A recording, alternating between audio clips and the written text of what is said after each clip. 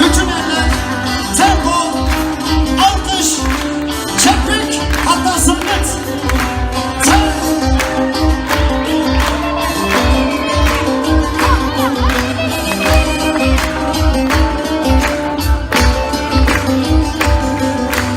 Dünya zalimler dünyası, gelen zalimden zalim. İnsanların yüz karası, hayvan gibi ölen zalim. Zalim, zalim, zalim, zalim, ne olacak benim halim? Zalim, zalim, zalim, zalim, ne olacak? Eller durmasın.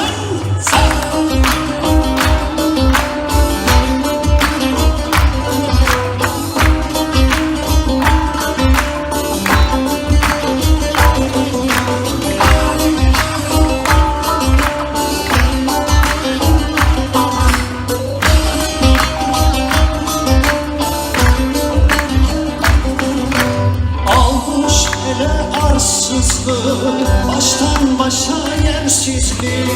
Bilmem neden hırsızlığı, bilmem neden hırsızlığı. Yapan değil bilen zalim. Zalim, zalim meyhaneler, serhoş olur divaneler. Zalim, zalim meyhaneler. Konuyla beraber söyleyebilir miyiz zalim hocam? Zalim, zalim, zalim, zalim, ne olacak benim halim? Zalim, zalim, zalim, zalim. Şimdi güçlerimizi birleştiriyoruz hep beraber. Zalim, zalim, zalim, zalim, ne olacak benim halim? Zalim, zalim, zalim, zalim, ne olacak benim halim?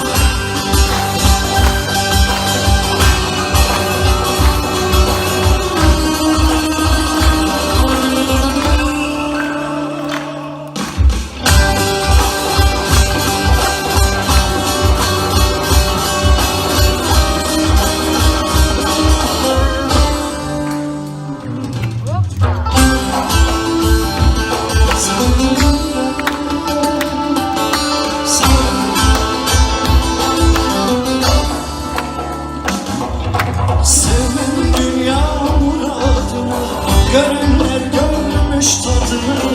Mahzuninin kanadını, mahzuninin kanadını kırıp kırıp yolan zalim. Zalim, zalim, zalim, zalim, ne olacak benim halim? Zalim, zalim, zalim. Mahzuni Şerif anısına son kez ellerle beraber. Zalim, zalim, zalim, zalim, ne olacak benim halim? Kadın arkadaşlardan Allah razı olsun biraz erkek sesi duymak istiyoruz. Zalim, zalim,